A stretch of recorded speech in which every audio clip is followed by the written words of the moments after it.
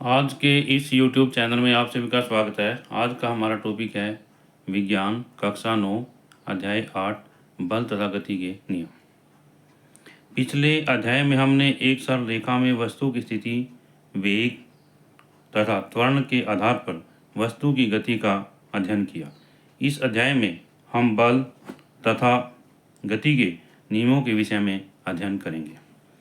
फर्श पर रखी एक गेंद को धीमे से ठोकर लगाने पर वह कुछ दूर जाकर रुक जाती है, सदैव गतिशील नहीं रहती। ऐसी परिस्थितियों में यह पता चलता है कि किसी वस्तु की विराम अवस्था उसकी स्वाभाविक अवस्था है। इससे अगला है बल। किसी भी कार्य को करने के लिए बल लगाना पड़ता है। किसी भी वस्तु को गति में लाने के लिए खींचना, धकेलना या ठोकर लगाना पड़ता है। खींचने, धकेलने और ठोकर लगाने की इस क्रिया को बल कहा जाता है। बल को देखा और चखा नहीं जाता, इसे केवल महसूस किया जाता है। इसमें यहाँ पर ये चित्र दिखाया गया है, तो इसमें वस्तुओं को धकेल कर, खींच कर या ठोकर लगाकर उनकी गति की अवस्था को बदला जा सकता है। यहाँ पर ये वस्तुएं दी गई हैं, हम इनकी गति की अवस्था को बदल सकते हैं। जैसे यहाँ पर धकेलने पर ट्राली लगाए गए बल की दिशा में गति करती है। दराज को जब खींचा जाता है तो हम बल लगा करके इसकी दिशा यहाँ पर दिखाई गई है। इसके बाद में हॉकी स्टिक से गेंद को आगे की ओर ठोकर लगाते हैं, तो इसमें वस्तुओं को धकेल कर, खींच कर या ठोकर लगाकर उनकी गति की अवस्था को बदला जा सकता है। इन चित्रों के द्वारा हमें यह स्पष्ट हो जाता है। इससे आगे है बल के प्रभाव। बल के प्रभाव इसमें है नंबर 1, बल किसी वस्तु की गति को तेज या धीमा करता है। बल जो है किसी वस्तु की गति को तेज कर सकता है या धीमा कर सकता है। जैसे ट्राली पर बल लगाने से उसकी गति तेज हो जाती है, तथा साइकिल के ब्रेक लगाने पर या ब्रेक लगाने से साइकिल की गति जो है धीमी हो जाती है। नंबर 2, बल किसी स्थिर वस्तु को गतिशील बना सकता है। बल की सहायता से हम किसी वस्तु को जो स्थिर है गतिशील बन जाती है। जैसे फुटबॉल को पैर से धक्का देने पर वह गतिशील हो जाती है। नंबर 3, बल से किसी वस्तु की दिशा बदली जा सकती है। जैसे साइकिल के हैंडल पर बल लगाने से साइकिल की दिशा जो है बदल जाती है। जब मान लीजिए हम साइकिल का जो हैंडल है उस पर बल लगाएंगे तो उससे क्या होगा, साइकिल की दिशा जो है बदल जाएगी। नंबर 4, बल गतिशील वस्तु को विराम अवस्था में ला सकता है। जैसे साइकिल के ब्रेक लगाने से साइकिल जो है रुक जाती है। नंबर 5, बल किसी वस्तु की आकृति को भी बदल सकता है। जैसे स्प्रिंग पर बल लगाने से उसकी लंबाई बढ़ जाती है। बल लगाने से गोलाकार गेंद भी अंडाकार हो जाती है। तो इसमें यहाँ पर ये दिखाया गया है कि बल के प्रभाव। बल जो है जैसे स्प्रिंग है, पहले ये इस अवस्था में होता है, फिर जब हम इसको इधर और इधर दोनों साइडों में बल लगाते हैं, बल लगा करके खींचते हैं, तो स्प्रिंग जो है कि स्थिति जो है यहाँ से ऐसी आ जाती है। इसके लंबाई के आकार में जो है वृद्धि होती है। दूसरा जो है, पहला क्या है, बल लगाने से स्प्रिंग फैलती है। दूसरा, बल लगाने पर गोलाकार गेंद अंडाकार हो जाती है। जैसे ये गेंद है प्लास्टिक या रबड़ की, हम इस पर बल लगाते हैं दोनों साइडों में, पहले ये गोलाकार होती है, फिर क्या है अंडाकार अवस्था में आ जाती है। ये क्या है, बल के प्रभाव है। अंडाकार साइज या आकृति कह सकते हैं इसको, अवस्था की बजाय। फिर आगे है, बल 2 प्रकार का होता है, संतुलित बल और असंतुलित बल। संतुलित बल, जब किसी वस्तु पर दोनों ओर से समान बल लगाया जाता है तो ऐसी अवस्था में वस्तु स्थिर अवस्था में रहती है। इसे संतुलित बल कहते हैं। जो वस्तु है इस पर दोनों ओर से समान बल जब हम लगाते हैं तो ऐसी अवस्था में वस्तु जो स्थिर अवस्था में रहती है, इसको हम संतुलित बल कहते हैं। इसमें परिणामी बल, जो परिणामी बल क्या होता है, शून्य होता है। तो कहने का भावार्थ क्या है कि जो संतुलित बल है इसमें दोनों साइडों से जो बल लगते हैं वो बराबर होते हैं और वस्तु की स्थिति के अंदर कोई परिवर्तन नहीं आता। तो इसको हम कह सकते हैं कि जो परिणामी बल है वो क्या है, शून्य है। अब जैसे यहाँ पर लकड़ी के एक पिंड पर लगे दो बल, यहाँ पर लकड़ी की का जो ये पिंड दिखाया गया है, ये कोई भी आकृति दिखाई गई है, मेज के ऊपर रखी है, तो इस पर इधर से ही बल लग रहा है और इधर से बल लग रहा है। जब दोनों बल बराबर होंगे तो इसकी अवस्था के अंदर कोई परिवर्तन नहीं होगा, तो इनको हम संतुलित बल कहते हैं।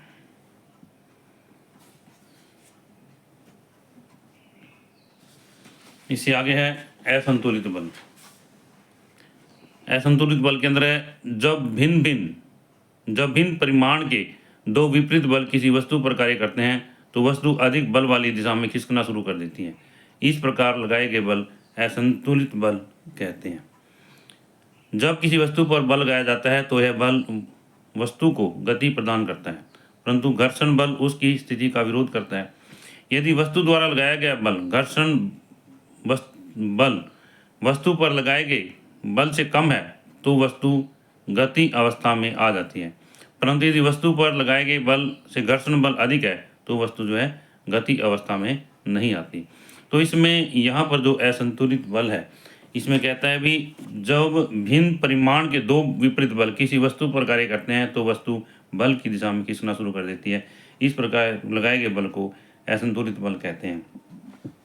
तो यहाँ पर ये चित्र दिखाया गया है, इसमें जो बॉक्स है, बॉक्स जो है ये बच्चे जो है इस तरफ जो है बल लगा रहे हैं और ये भी इधर लगा रहे हैं बल, ये भी इधर बल लगा रहे हैं। तो इस पर बॉक्स पर दो बल कार्य करते हैं। एक तो बच्चों के द्वारा लगाया गया मांसपेशीय बल है जो कि इधर कार्य कर रहा है, दूसरा जो है घर्षण बल है वो इस तरफ काम कर रहा है। अब यदि घर्षण बल इन बच्चों के द्वारा लगाए गए बल से कम है, यदि घर्षण बल इन बच्चों के द्वारा लगाए गए बल से कम है तो वस्तु जो है गति करेगी, ये जो बॉक्स है गति करेगा। यदि घर्षण बल इनके द्वारा लगाए गए बल से ज़्यादा है तो बॉक्स जो गति नहीं करेगा। और इसमें जब वस्तु है उसके ऊपर एक ही तरफ से बल लग रहा है तो इस बल को हम असंतुलित बल कहते हैं। क्या कहते हैं? असंतुलित बल कहते हैं। इसमें ये तीन अवस्थाएं यहाँ दिखाई गई हैं यहाँ पर। तो इसमें यहाँ पर जो है ये वस्तु गति करती हुई नहीं दिखाई गई है, यहाँ पर यह गति करती दिखाई गई तीर के निशान से। अब इससे आगे प्रश्न है जब हम साइकिल चलाते समय पैडल लगाना बंद कर देते हैं तो साइकिल की गति धीमी होकर रुक जाती है, क्यों? उत्तर, जब हम साइकिल चलाते हैं तो घर्षण बल साइकिल की गति की विपरीत दिशा में कार्य करता है। जब हम साइकिल चलाते हैं तो घर्षण बल साइकिल की गति की दिशा के विपरीत दिशा में कार्य करता है, इसलिए पैडल चलाना बंद कर देने पर साइकिल की गति धीमी होकर रुक जाती है। इससे अगला प्रश्न है किसी वस्तु को लगातार गतिमान रखने के लिए वस्तु पर कौन सा बल लगाना पड़ता है? किसी वस्तु को लगातार गतिमान रखने के लिए वस्तु पर कौन सा बल लगाना पड़ता है? उत्तर, असंतुलित बल। जब कोई वस्तु गति अवस्था में होती है तो घर्षण बल गति की दिशा के विपरीत दिशा में कार्य करता है। वस्तु को सतत गतिशील बनाए रखने के लिए वस्तु पर लगातार जो है बल लगाना पड़ता है। तो इसमें कौन सा बल लगाया हमने? असंतुलित बल। इसे अगला है यहाँ पर बल के लिए किन दो घटकों का होना आवश्यक है? बल के लिए दो वस्तुओं तथा उनके बीच संपर्क होना आवश्यक है। एक वस्तु जिस पर बल लगाया जाता है तथा दूसरी वस्तु जिसके द्वारा बल लगाया जाता है, यह बल संपर्क बल होता है तथा यह एक अन्योन्य क्रिया है। यहाँ पर ये मिस्टेक के कारण थोड़ा इसको रफ किया गया है। इससे अगला है गति का प्रथम नियम। गति के प्रथम नियम के अनुसार जो है, यहाँ पर हम गैलीलियो ने यह निष्कर्ष निकाला कि जब तक कोई बल कार्य नहीं करता तो वस्तुएं एक निश्चित गति में चलती रहती हैं। इससे आगे है, जब आनत तल पर कांच की गोली लुढ़कती है तो उसका वेग बढ़ता है, जब वह कांच की गोली ऊपर की ओर बढ़ती है तो उसका वेग जो है घटता है। तो इसमें यहाँ पर ये आनत तल दिखाया गया है। आनत तल जो है ये तिरछा होता है, ऐसे ही आनत तल है। और गैलीलियो ने यह निष्कर्ष निकाला था कि जब ये ऊपर से नीचे की तरफ आएगी तो उसका वेग क्या बढ़ता है, और जब ये नीचे से ऊपर की तरफ जाती है तो उसका वेग जो है घटता है। तो इसमें किसी कांच की गोली का आनत तल पर नीचे की ओर लुढ़कना, इसमें ये गोली जो है पहले भाग में नीचे की तरफ आ रही है। दूसरा है गोली के ऊपर की ओर गति, इसमें यह नीचे की तरफ है, इस भाग के अंदर बी भाग में ऊपर की तरफ गति है। और सी है कांच की गोली की द्विआनत तल पर गति। तो जो कांच की गोली है द्विआनत तल पर गति, पहले ऐसी आती है फिर ये ऊपर आती है, पहले ये नीचे की तरफ जाएगी फिर ये ऊपर की तरफ जाएगी।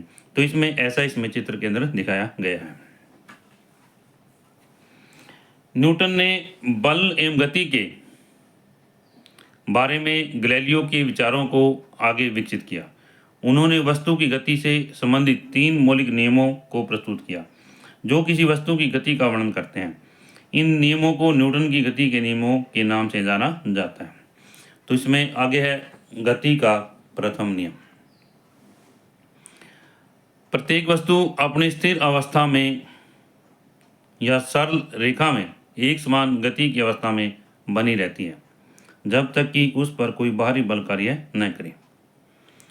दूसरे शब्दों में, प्रत्येक वस्तु अपनी गति की अवस्था में परिवर्तन का विरोध करती है। तो इसमें आगे है जड़त्व का नियम।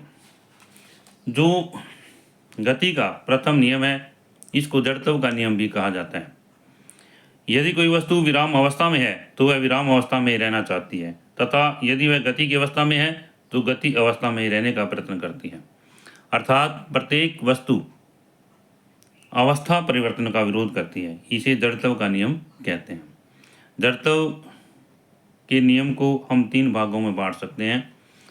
तो सबसे पहले है विराम अवस्था का जड़त्व। यदि कोई वस्तु विराम अवस्था में है तो वह विराम अवस्था में रहना चाहती है। दूसरा है गति का जड़त्व। यदि कोई वस्तु गति अवस्था में है तो वह गति में ही रहना चाहती है। इसके बाद में है तीसरा है दिशा का जड़त्व। प्रत्येक गतिशील वस्तु दिशा परिवर्तन का विरोध करती है। दैनिक जीवन में गति के पहले नियम या जड़त्व के उदाहरण। तो इसमें सबसे पहले सीट बेल्ट का उदाहरण है। यात्रा करते समय सीट बेल्ट का उपयोग किया जाता है। जब मोटर गाड़ी को रोकने के लिए ब्रेक लगाई जाती है तो हमारी सीट विराम अवस्था में आ जाती है, परंतु हमारा शरीर जड़त्व के कारण गति अवस्था में ही रहता है। इससे हम आगे की तरफ झुकते हैं तथा सीट के आगे लगे पैनल से टकराने पर घायल भी हो सकते हैं।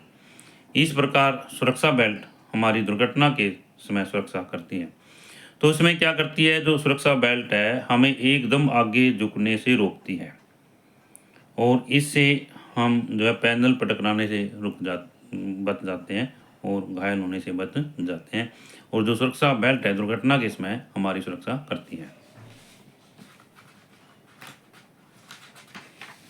इससे अगला है, जब हम बस में खड़े होते हैं तथा मोटर बस अचानक चल पड़ती है तो हम पीछे की ओर झुक जाते हैं। ऐसा इसलिए होता है कि मोटर बस के चलने से हमारे पैर गति में आ जाते हैं तथा हमारे शरीर का ऊपरी भाग जड़त्व के कारण विराम अवस्था में आ जाता है। इस कारण हमें झटका अनुभव होता है। नंबर 3, जब कोई मोटर कार अपनी तेज चाल से किसी मोड़ पर मुड़ती है तो हम एक ओर झुकने लगते हैं। ऐसा जड़त्व के कारण होता है क्योंकि हमारा शरीर सरल रेखा में चल रही मोटर कार के साथ गति कर रहा होता है। जब मोटर कार की दिशा बदलती है तो इसके इंजन के द्वारा एक असंतुलित बल लगाया जाता है। इससे हमारे शरीर के जड़त्व के कारण हम सीट पर एक ओर झुक जाते हैं। जब तक किसी वस्तु पर कोई असंतुलित बल नहीं लगाया जाता तब तक वह अपनी विराम अवस्था में रहती है। इसमें आगे है क्रियाकलाप। जड़त्व का इसमें एक क्रियाकलाप है। एक ड्राइंग बोर्ड पर एक ही तरह की कैरम की गोटियों को एक के ऊपर एक रख कर ढेरी बनाइए। इस ढेरी की एक नीचे वाली गोटी को अपनी अंगुलियों से तीव्रता से सीधा झटका देकर टकराइए। आप देखेंगे कि केवल नीचे वाली गोटी शीघ्रता से ढेरी से बाहर आ जाती है। शेष गोटियां अपने जड़त्व के कारण लंबवत दिशा में नीचे की ओर गिर जाती हैं। इसमें यहाँ पर जो है ये चित्र दिखाया गया है और इस चित्र में ये ड्राइंग बोर्ड है और ड्राइंग बोर्ड के ऊपर जो है गोटियाँ जो है कैरम बोर्ड की जो गोटियाँ कैरम की जो गोटियाँ एक के ऊपर जो एक रखी हुई हैं। हम क्या करते हैं, सबसे पहले हाथ की अंगुली के द्वारा जो सबसे पहले नीचे वाली जो गोटी है इसको हम क्या करते हैं, थोड़ा टकराते हैं, बल लगाते हैं हम। तो हम क्या देखते हैं कि जो नीचे वाली गोटी है वो बाहर चली जाती है, परंतु ऊपर की जो गोटियाँ हैं वहीं रहती हैं और ज्यों की त्यों रहती हैं। क्या है, नीचे वाली इसमें बाहर चली गई और जो ऊपर वाली से ऐसे आ जाती हैं। तो ऐसा जो है किसके कारण होता है, जड़त्व के कारण होता है। इसमें क्या कहता है भी, किसी तीव्र गति की कैरम की गोटी से टकरा कर ढेरी के सबसे नीचे वाली गोटी ही ढेरी से बाहर आती है। इससे अगला है, पानी से भरा गिलास किसी ट्रे में रखिए, ट्रे को हाथ में टकरा कर तेजी से घूम जाइए। हम देखते हैं कि गिलास लुढ़क जाता है और पानी छलक जाता है। ऐसा जड़त्व के कारण होते हैं, क्योंकि गिलास का निचला सिरा प्लेट के साथ गति में आ जाता है तथा ऊपर का सिरा विराम अवस्था में रहने का प्रयत्न करता है। यही कारण है कि प्लेट में गिलास को रखने के लिए खांचे बनाए जाते हैं, क्योंकि गिलास को अचानक प्लेट से झटका लगने पर गिरने से रोकते हैं। इससे अगला है जड़त्व तथा द्रव्यमान।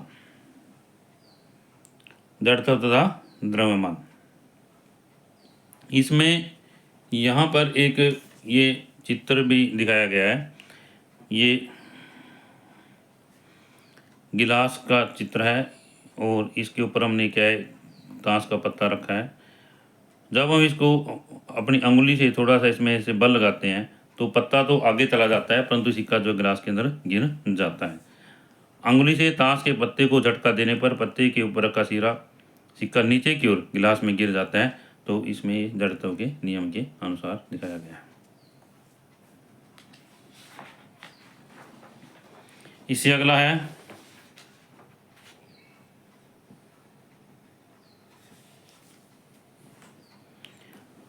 जड़त्व किसी भी वस्तु का जड़त्व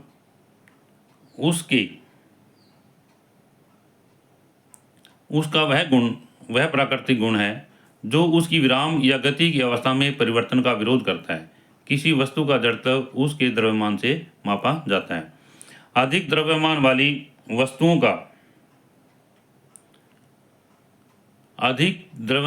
वस्तुओं का जड़त्व अधिक तथा कम द्रव्यमान वाली वस्तुओं का जो है जड़त्व कम होता है। जड़त्व के उदाहरण, पुस्तकों से भरे बक्से को धक्का देने के लिए अधिक बल तथा खाली बक्से को धक्का देने के लिए कम बल की आवश्यकता होती है। एक ठेला गाड़ी को चलाने के लिए जितना बल की आवश्यकता होती है उतना बल यदि हम रेलगाड़ी पर लगाया जाए तो उसकी गति में न के बराबर परिवर्तन होता है, क्योंकि रेलगाड़ी द्वारा भारी होने के कारण उसका जड़त्व जो है अधिक होता है। तो कहने का भावार्थ क्या है यहाँ पर कि कोई भी वस्तु है वो जितनी ज़्यादा भारी होगी उसका जड़त्व उतना ही अधिक होगा और उसको गति में लाने के लिए हमें उतना ही अधिक बल लगाना पड़ेगा। संवेग, किसी वस्तु के द्रव्यमान तथा उसके वेग के गुणनफल को संवेग कहते हैं। तो संवेग बराबर वस्तु का द्रव्यमान गुणा में वस्तु का वेग। यदि वस्तु का द्रव्यमान m, वस्तु का वेग v और संवेग p हो, यदि वस्तु का द्रव्यमान m, वस्तु का वेग v और संवेग p हो तो P बराबर है m गुणा v के। संवेग एक सदिश राशि है। संवेग का SI मात्रक किलोग्राम मीटर पर सेकंड है, किलोग्राम मीटर पर सेकंड है। गति का द्वितीय नियम, किसी वस्तु के संवेग में परिवर्तन की दर उस पर लगने वाले असंतुलित बल की दिशा में बल के समानुपातिक होती है। कोई भी वस्तु है उसमें जो संवेग के परिवर्तन की दर है उस पर जो लगने वाला असंतुलित बल है उसकी दिशा में बल के समानुपातिक होती है। गति के द्वितीय नियम की गणना, वाना वस्तु का द्रव्यमान m, वस्तु का प्रारंभिक वेग u, समय t, वस्तु पर बल लगने वाला बल F, वस्तु का अंतिम वेग v, वस्तु का प्रारंभिक संवेग P बराबर m गुणा u के और अंतिम संवेग P बराबर m गुणा v के। संवेग में परिवर्तन क्या है? अंतिम वेग माइनस में प्रारंभिक वेग, तो P बराबर है M V minus M U के। यहाँ पर m कॉमन आ जाता है तो v माइनस यू आ जाता है यहाँ पर। इससे आगे है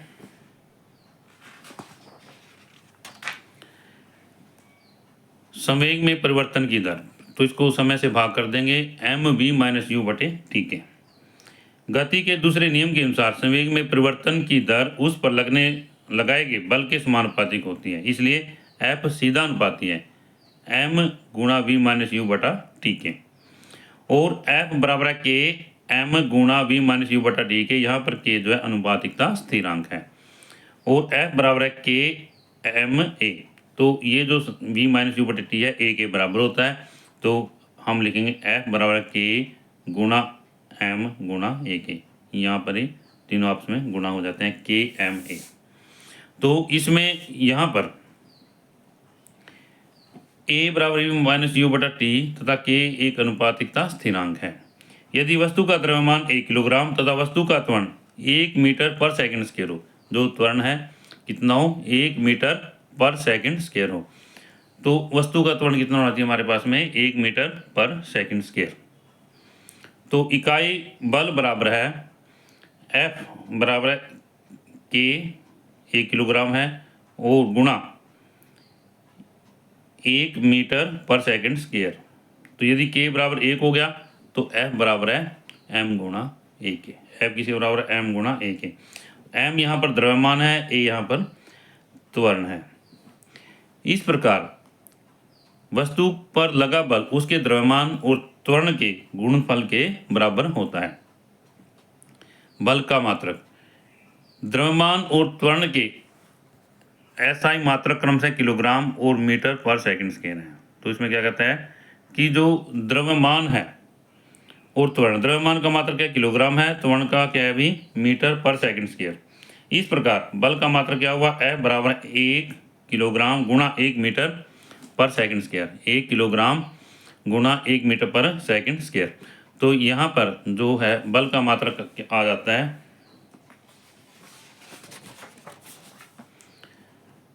1 किलोग्राम मीटर पर सेकंड स्क्वायर। तो बल के मात्रक को न्यूटन भी कहते हैं। क्या कहते हैं? न्यूटन।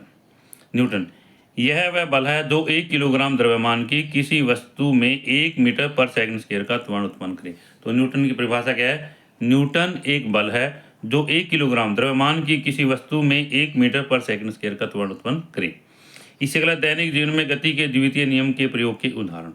जो दैनिक जीवन है उसमें जो गति का द्वितीय नियम है उसके प्रयोग के क्या उदाहरण है? इसमें है यहाँ पर क्रिकेट मैच में आ रही क्रिकेट को पकड़ते समय खिलाड़ी अपने हाथों को पीछे की तरफ करता है। इससे गेंद के वेग को शून्य करने में अधिक समय लगता है तथा गेंद के समय के परिवर्तन की दर कम हो जाती है। इससे तेज गति से आ रही गेंद का प्रभाव खिलाड़ी के हाथों पर कम पड़ता है। यदि अचानक गेंद को अचानक रोका जाए तो गेंद का अधिक समय होने के कारण खिलाड़ी के हाथों में चोट लग सकती है। तो इसमें यहाँ पर ये चित्र है, यहाँ दिखाया गया है कि जो ये खिलाड़ी है जैसे ही गेंद आती है तो ये अपने हाथों को पीछे की तरफ करता है। जैसे इसकी स्थिति, पहली स्थिति है, फिर दूसरी है और तीसरी है। तो इससे क्या है, जो गेंद है उसका जो समय है पकड़ने का वो बढ़ जाता है और उसका समय क्या है कम हो जाता है। तो इससे जो खिलाड़ी है उसके हाथों में चोट लगने से बच जाती है। इसमें क्या लिखा है? क्रिकेट के खेल में कैच लपकने के लिए क्षेत्ररक्षक गेंद के साथ अपने हाथों को धीरे धीरे पीछे की ओर खींचता है। तो इसमें यहाँ इसका गेंद का जो है उदाहरण दिया गया है। इससे अगला है, ऊंची कूद वाले खिलाड़ियों को छलांग लगाने के बाद गिरने के समय को बढ़ाने के लिए कुशन या बालू पर कूदना होता है।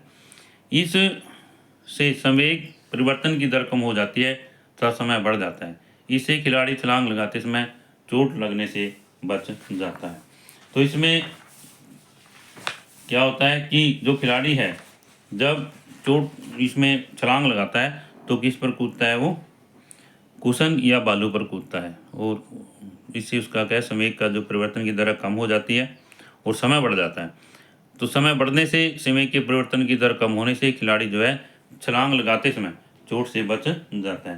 तो इसमें हम इसको अंडरलाइन भी कर सकते हैं कि परिवर्तन की दर कम होगी इसमें, तथा समय जो है क्या होगा, बढ़ेगा। नंबर 3, कराटे का खिलाड़ी एक ही झटके में बर्फ की सिल्ली को तोड़ देता है, क्योंकि उसके द्वारा लगाया गया संवेग बहुत कम समय अंतराल में शून्य होता है। संवेग में परिवर्तन की दर बढ़ जाने से उसके हाथ के द्वारा लगाया गया बल भी बढ़ जाता है और बर्फ की सिल्ली आसानी से टूट जाती है। इससे अगले प्रश्न है, गति के द्वितीय नियम के गणितीय सूत्र के उपयोग से गति के प्रथम नियम को गणितीय रूप में कैसे प्राप्त किया जा सकता है। तो इसमें गति का दूसरा नियम है F बराबर m गुणा a के।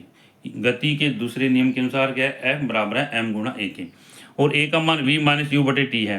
तो t को इधर ले आते हैं तो F गुणा टी बराबर M V minus M U के।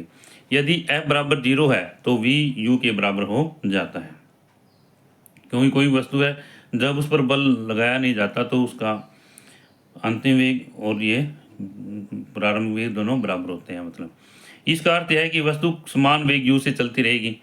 यदि u बराबर 0 है तो v बराबर 0, अर्थात वस्तु विराम अवस्था में ही रहेगी। इससे अगला गति का तृतीय नियम। इस नियम के अनुसार जब एक वस्तु दूसरी वस्तु पर बल लगाती है तब दूसरी वस्तु द्वारा भी पहली वस्तु पर तात्क्षणिक बल लगाया जाता है। ये दोनों बल परिमाण में सदैव समान लेकिन दिशा के विपरीत होते हैं। यह बल सदैव युगल रूप में होते हैं। ये बल सभी एक वस्तु पर कार्य नहीं करते बल्कि दो अलग अलग वस्तुओं पर कार्य करते हैं। या इस नियम के अनुसार क्रिया तथा प्रतिक्रिया बल समान तथा विपरीत दिशा में होते हैं। तो क्या कहता है, भी क्रिया तथा प्रतिक्रिया बल समान होते हैं और विपरीत दिशा में होते हैं। गति के तृतीय नियम के उदाहरण, फुटबॉल के खेल में किक मारने के क्रम में विपक्षी टीम के खिलाड़ी आपस में टकरा जाते हैं, और उसमें क्या है, इस क्रम में दोनों खिलाड़ी एक दूसरे पर बल लगाते हैं, इसलिए दोनों खिलाड़ी जो है चोटिल हो जाते हैं। माना दो स्प्रिंग तुलाएं एक दूसरे से जुड़ी हैं। तुला बी पर स्थिर सिरा दीवार से जुड़ा है तथा तुला ए के सिरे पर बल लगाया जाता है। हम पाते हैं कि दोनों तुला एक ही मान दर्शाती हैं, अर्थात तुला ए द्वारा तुला बी पर प्रयुक्त बल तुला बी के द्वारा तुला ए पर लगाए गए बल के प्रमाण में बराबर है, परंतु इन दोनों बलों की दिशाएं परस्पर विपरीत हैं। इन दोनों बलों में से कोई एक बल क्रिया तथा दूसरा बल प्रक्रिया कहलाता है। अब जैसे कि यहाँ पर ये दो तुलाएं दिखाई गई हैं, और इन दोनों तुलाओं में एक हमने दीवार पे फिक्स की है और दूसरी जो हम हाथ के द्वारा जैसे इनको आपस में जोड़ करके खींचते हैं, तो हम क्या देखते हैं कि दोनों तुलाओं में पाठ्यांक समान आता है। ये जैसे ये पाठ्यांक क्या दिखाया गया है, जो दोनों तुलाएं हैं उनमें क्या पाठ्यांक समान आता है। इससे क्या हमें पता चलता है कि ये तुला जो है इसके ऊपर बल लगा रही है, ये इसके ऊपर बल लगा रही है, और दोनों के द्वारा लगाया गया बल समान है तथा विपरीत दिशा में कार्य कर रहा है। तो इसमें यहाँ पर क्रिया तथा प्रतिक्रिया बल समान तथा विपरीत होते हैं, विपरीत होते हैं। विपरीत तय शब्द है यहाँ पर, इसमें विपरीत तय है, यहाँ पर विपरीत होते हैं। तो इससे आगे है, सड़क पर चलते समय हम अपने पेशीय बल से सड़क को पीछे की ओर धकेलते हैं, पीछे की तरफ धकेलते हैं, तो सड़क हमें आगे की तरफ धकेलती है, जिससे के प्रभाव से हम आगे बढ़ते हैं। बंदूक द्वारा जब गोली छोड़ी जाती है तो बंदूक गोली पर आगे की ओर बल लगाती है। गोली भी बंदूक पर एक समान परंतु विपरीत दिशा में पीछे की ओर बल लगाती है। इससे बंदूक पीछे की ओर जाती है, क्योंकि बंदूक का द्रव्यमान गोली के द्रव्यमान से अधिक होता है। इसमें यहाँ पर है, इसलिए बंदूक का त्वरण गोली के त्वरण से कम होता है। परंतु जैसा यहाँ पर चित्र में दिखाया गया है कि ये बंदूक है, बंदूक में से जब गोली बाहर निकलती है जाती है तो गोली आगे की तरफ बढ़ती है, तो बंदूक जब पीछे की तरफ जाती है। परंतु गोली के द्वारा तय की दूरी ज़्यादा होती है, इसके द्वारा कम होती है। गोली आगे की तरफ ज़्यादा गति से जाती है, ज़्यादा वेग से जाती है। उसका क्या कारण है कि जो गोली है उसका वेग क्या है, उसका द्रव्यमान कम है, और जो बंदूक का द्रव्यमान क्या है, ज़्यादा है। तो ज़्यादा द्रव्यमान होने के कारण संवेग दोनों का बराबर है, परंतु उसका द्रव्यमान ज़्यादा है, इसलिए पीछे की तरफ कम जाती है। इससे आगे है यहाँ पर, जब एक नाविक नाव से आगे की ओर कूदता है तो नाव पर लगने वाला प्रतिक्रिया बल नाव को पीछे की तरफ धकेलता है।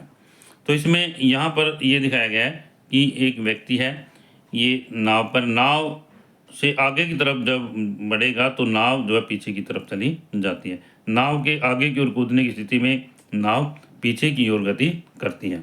तो इसमें यहाँ पर जो है क्रिया तथा प्रतिक्रिया दोनों दिखाई गई हैं, और ये गति के तीसरे नियम के अनुसार है। यदि यह वीडियो आपको अच्छी लगे तो आप इस वीडियो को लाइक करें, शेयर करें, कमेंट करें, और यदि आप इस चैनल पर नए हैं तो आप इस चैनल को सब्सक्राइब जरूर करें ताकि इससे अगला लेक्चर आपको मिलता रहे।